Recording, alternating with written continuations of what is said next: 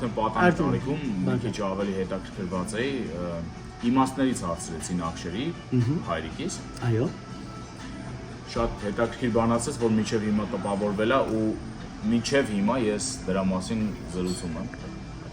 խոսում ու պատմում եմ։ Հարցրեցի պապ, ինչ է նշանակում է սիմվոլի իմաստը, ինչ-որ այսպիսի հարց տվեցի,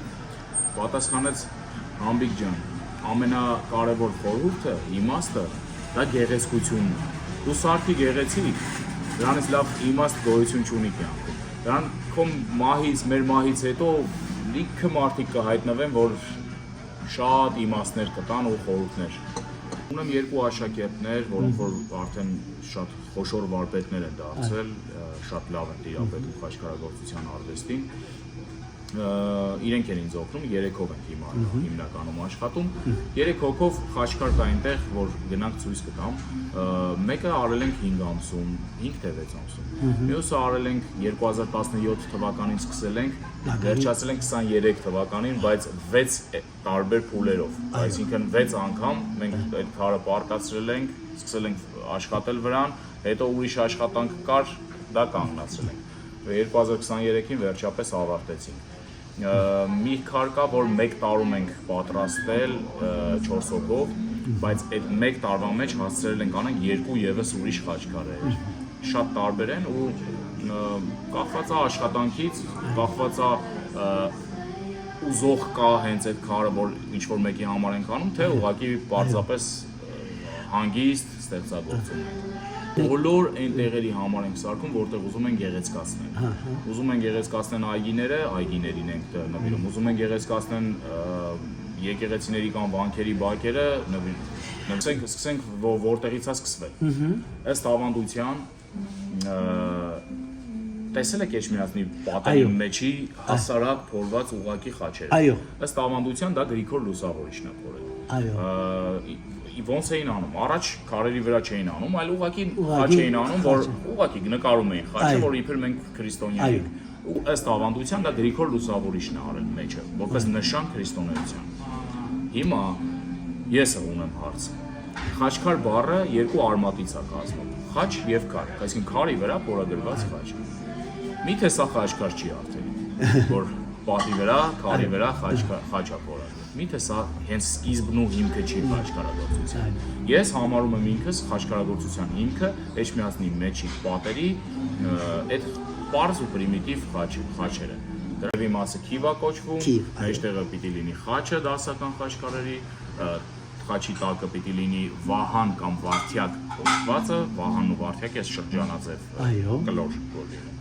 Որ կնշանակի երկար կյանք, երկրագնդի կյանքն է կամ հավերժություն, այսինքն հավերժության նշաններ։ Մեր պապերը, մեր հայրերը, վարպետները, վարդապետները, ովքեր որ զբաղվել են խաչքարագործությամբ, ավելի շատ համբարձումից հետո են նայել հարություն առնելուց, ոչ թե լացուկոց, այսինքն որ վայ սպանել են այս վերջի ընթացքը, որ ավելի ուրախ եւ զվարթ մեկ։ Ավելի այո, հաղթել ենք մահին, խաչը արդեն էլ չի դարձել մահվան գործիք, այլ դրանից հետո դարձավ փրկագործության, այսինքն նայում ենք, հիշում ենք այդ պատմությունը, հասկանում ենք թե ինչ է կատարվել ու ավելի շատ խաչքարերի նայողը այստեղ մահ չի տենում, այլ ընդհակառակը կյանք է սկսում այստեղ։ Խաչը վերածվել է արդեն կենաց ծառի, կյանքի ծառի։ Եթե նայենք 9-րդ դարի խաչքարերին, օրինակ Մաքենյաց վանքի Մաքենիս հայտնի խաչքար ունենք։ Որ վանքն է դիգա։ Մաքենյաց վանք։ Մաքենյացը Սևանի ավազանում։ Սևանի ավազը։ Եթե այդ խաչքարը, որը ամենահայտնի խաչքարերից է, իմ կարծիքով խաչքարագործության մեջ, խաչքարերի մշակույթի մեջ ամենահայտնի խաչքարը 9-րդ դարի Մաքենյաց վանքի խաչքարն է, որ ով էլ տեսնում ասում հա այս խաչքարը հայտնի է, ինքը լայն, տափակ, կոտրված մի կողմով, մեր կարվեստանոցում կոպին ունենք։ Հա, կոպին ունենք։ Դրա մասին հետո կխոսենք։ Վարդանյան։ Կարծեմ, արա, Վարդանյան էր, կարծեմ, եթե չեմ սխալվում։ Արա հետ զրուցում ենք ու ասում էր, որ մեր խնդիրը, որ այսօր խաչքարագործները անընդհատ կրկնում են ու չեն զարգացնում խաչքարային արվեստը։ Ու ինքը ուրախանում էր ինձանով, որ ես չեմ կանոնները պահպանում շատ խիստ, այլ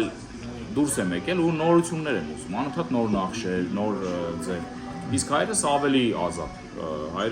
ազատ, ինչ-որ բույսերով, բուսականություններ, կրակներ, ավելի խաչքարի հետ առաջին լևելից սկսվում է։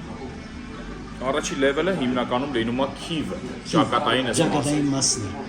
Ուզենք դրանից հետո թեքություն տան կամ իջնեն կամ թեկը մնա նույն մակարդակի վրա, դա արդեն մեր ընտրությունն է։ Կամ հաճախորդի ընտրություն, կլիենտը ուզի պարզ կամ բարդ խաչքարի։ Ընտրում ենք քիվի չափը, ինչպես սիրուն կլինի։ Չափից հետո ֆորմա ենք տալիս, ֆորմայից հետո սկսում ենք նոր նկարել, թե ինչ ենք ուզում նկարել։ Այս ժամանակ նոր իմպրովիզացիաներով հասկանում ենք, թե ինչ պիտի լինի։ Բայց այս մի նախշը, մի տեղը, մի հատվածը։ Դրանից հետո մյուս հատվածում արդեն այս շրջանակը որ կա, խաչքարի, շրջանակի նախշերն ենք մտածում, չէ, շրջանակի տեղն ենք մտածում, ինչքան ինչնի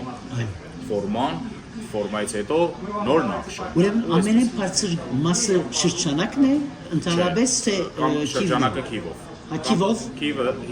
եթե մենք մակարդակներ ենք իջնում, քիվը։ Այո, առաջին մակարդակը քիվ հնարավոր է որ լա քիվը եւ շրջանակը մեկ հնարավոր է լինել քիվը, շրջանակը, խաչը եւ վահանը։ Նույն բանի վրա, մակարդակի վրա։ Սա ամենապարզը։ Ուրեմն մի քիչ առաջ խոսեցանք իմաստները։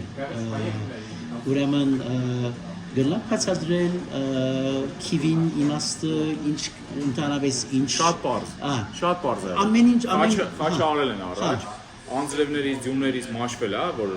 դրել ավեն։ Ճակատ մի բանը դրել են առանձին,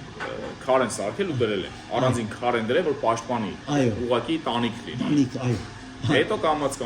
սկսել են զարդարել այդ տանիքը, որ խաչքարի հետ ավելի սիրուն տեսք ունենա։ Հետո դրանից հետո էլ արդեն այնքան շատ են այդպեսի սովորություն արդեն դարել, որ միացրել են իրար ու մի կտորից են արել։ Եթե անբարակային որ եթե ասենք որ սխալներ մզագից բանով արգած դերմը փշրվեցավ, ադիգա ինչպես կլնակ նորոգել Իմ փիլիսոփայության մեջ, իմ գաղափարախոսության մեջ գոյություն չունի սխալ։ Սխալները դրանք փորձ են։ Եվ պրոբլեմ գոյություն չունի։ Պրոբլեմները նոր հնարավորություններ են կյանքում։ Այսինքն, եթե դու սխալվում ես, դա փորձ է ու եթե դա պրոբլեմ է, դա նոր հնարավորություն է։ Այսինքն նոր հնարավորություն ստեղծել նորույթ։ Ճակատագիրը որոշակի բան է ուզում քո գիտակցությանը հասցնի, բայց քո գիտակցությունը այլ կերպ է մտածում։ Դա դառնում է մարդկանց մոտ պրոբլեմ, բայց դա պրոբլեմ չի։